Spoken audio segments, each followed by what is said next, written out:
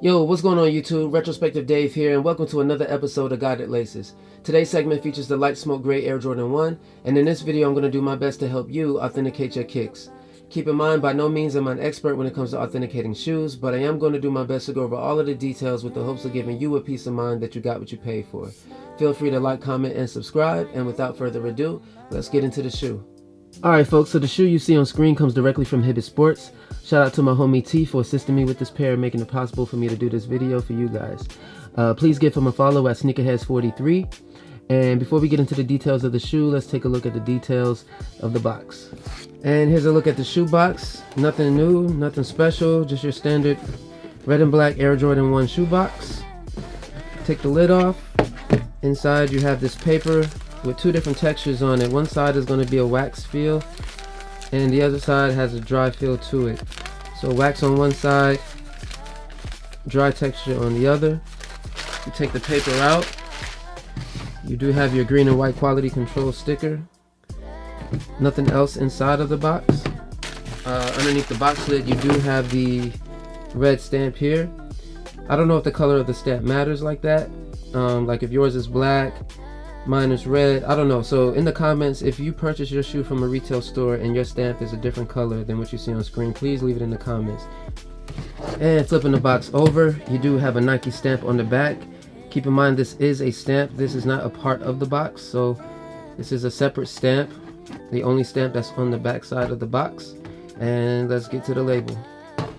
So the numbers 194494062, those should be the same on your box. As for the 948, that's for a size 12. So if you have a size 12, then 948 should be on your box. If you have anything other than a 12, those numbers will be different. But the numbers that should be the same on everyone's box are 194494062 and the number 14 at the end. All right, the color code for this sneaker is white, black, light smoke gray. And if I direct your attention over here to the sizing area, right here I can feel a lot of debossing in this particular area right here. Debossing meaning that like the text is pressed down into the tag just a bit, or to the label just a bit. Over here on the other parts of the label, I don't feel as much debossing. I can tell that there is a little bit there, but it's very subtle, even around the QR code. This is a US shoe, so some people will have a Canadian shoe, some people will have the Australian version, and I'll get into that in a minute because there are some tags inside of the shoe that may vary due to the actual country's version of the shoe. Alright folks, the moment you all been waiting for. Here's a look at the light smoke gray Air Jordan 1. When I'm looking at Air Jordan 1s, I usually pay attention to the shape. This particular mold, if you take a ruler, or I'm using a box cutter or a pen, and you put it to the back of the shoe, it has this arch, so it's not perfectly aligned at the back. It has like a little arch to it. Also, if you turn it to the back, it has that signature Air Jordan hourglass shape, so it gets wide at the top, curves in, gets fatter at the bottom. It does have a little rock to it on the right shoe, so if you tilt it to the right, it has a subtle rock. It doesn't shake much when you let it go. Some shoe connoisseurs say that that's how you can authenticate a pair of Air Jordan 1s, because a fake pair would usually do like a lot of wobbling when you do that. So if you just do the little tilt test, I don't know how true that is really when it comes to authenticating Air Jordan 1s, but a lot of people have thrown that theory out there that if it rocks subtly to the right, then it's authentic. Alright, here's a detailed look at the suede. This type of suede I would call like a very short hair suede, meaning that you won't get any brush strokes when you rub the suede. It looks pretty rough, but it's actually soft. It's a decent suede, but you do not get any brush strokes at all with this particular length of suede. And also the leather panels are tumbled. Now I'm not going to get too much into the materials themselves, because even authentic pairs vary from pair to pair in terms of the materials and how they look and the texture of them. So some pairs may be more tumbled than others when it comes to the authentic ones. So don't be thrown off or be alarmed if your shoes are more tumbled than someone else's or less tumbled than someone else's. It just depends on how the shoe was treated in the factory. So but it's just a detailed look at the material itself. And here's a detailed look at the tongue tab. Now, in certain lighting and from a certain distance, the tongue tab does look like a leather tongue tab, and the Nike swoosh or the Nike Air label can look, I want to say, like painted on, like some of the other shoes, just more in a matte finish instead of that gloss that you see on the court purples or the rookie of the years. But this is a nylon tongue tab and embroidery here. It's very stiff. It feels like they just sprayed this with some starch, so it's extremely stiff on this particular shoe. But the threading is very neat. There's hardly any gaps, as you can see in the embroidery.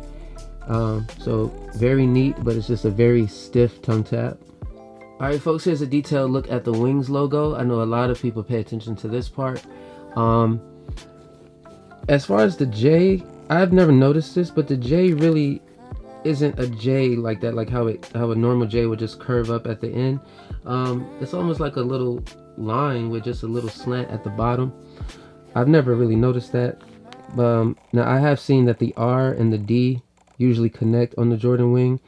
Let's see if I can bring it closer. I don't know how far I can push this lens to see closer, but I'm gonna try. Alright, so I don't know if you can see that right there, but the R and the D at the bottom usually connect with each other.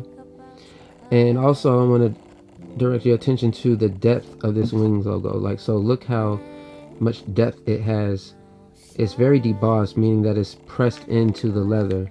So you can definitely see it up here in the corners, how pressed in it is.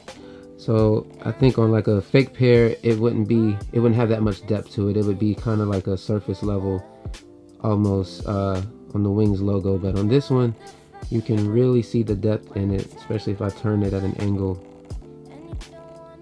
Yeah, there's a lot of depth in this Wing logo. So those are just some key things that I found when it comes to looking at a Wings logo. Like even here, just check out the depth there in the corner. Alright, here is the sizing tag for your viewing. So my production dates are January 8th through March 7th. Every shoe is not going to have the same production dates, so please don't get nervous if yours isn't the same as the ones that you see on screen. These will vary for sure. And that's pretty much all with the label. I'll just leave it up for a little while so you can pause the video and do your own comparison at home with your shoes. But this is what the sizing tag looks like. Alright y'all, quick shot at the Nike Air logo that's on the insole. It feels screen printed on in a sense. It's not debossed in any way, doesn't have any depth to it at all. It's very soft as well, so after one wear I wouldn't be surprised if this came off immediately. So if you want to preserve this Nike Air logo on your insoles, please use some type of clear tape, or just tape over this so that when you are wearing your shoes, your feet aren't rubbing the Nike Air logo off. But this is what the Nike Air logo looks like on the insole. Here's a quick look at the back of the insole. It is like a light blue with these lines.